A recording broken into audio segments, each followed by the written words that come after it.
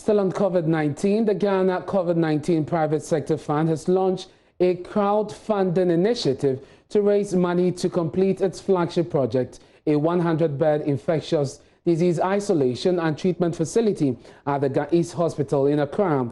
Work on the facility began in mid-April after President Akufo-Addo broke grounds for work to start. With just 2 weeks to the official opening of the facility, the fund says it is faced with a funding gap of $7.1 million. SENYO HOSI is managing trustee of the fund. With respect to the fund administration systems, it's a very transparent and open fund management system we actually have here. The fund manager is not the trustees. The fund manager is a regulated institution, STANLIB, and STANLIB is a subsidiary of Stanbic Bank.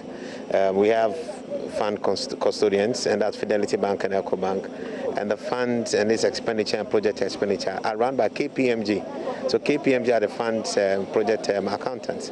So directly, we do not really administer it as trustees. Our job is to actually give strategic guidance to every single person is accounted for, will be accounted for. And we would encourage donors at any point in time to support this.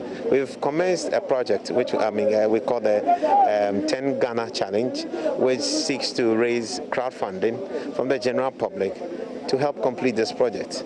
After the donation we have right now, we currently have about a 6.5 million cedi funding shortfall, and we still have possibly about 2 weeks to go to the completion of the project. And we need to raise that funding in between time. But we trust that the good people of Ghana, anybody who can get to contribute anything, just dial *718 *25 *219# and donate 10 Ghana cedis or more.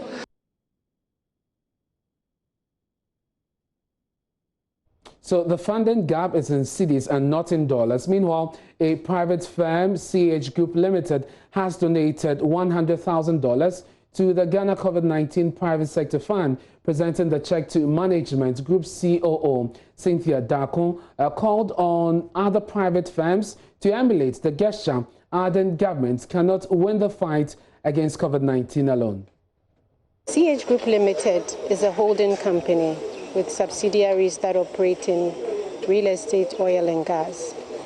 We came here today representing our foundation. At this point in our country's history where we are going through a pandemic, to have the private sector take up the initiative of developing a 100-bed facility dedicated to the treatment of infectious diseases. We thought that this was a noble cause. As an organization, we've been involved in a lot of CSR initiatives over the years.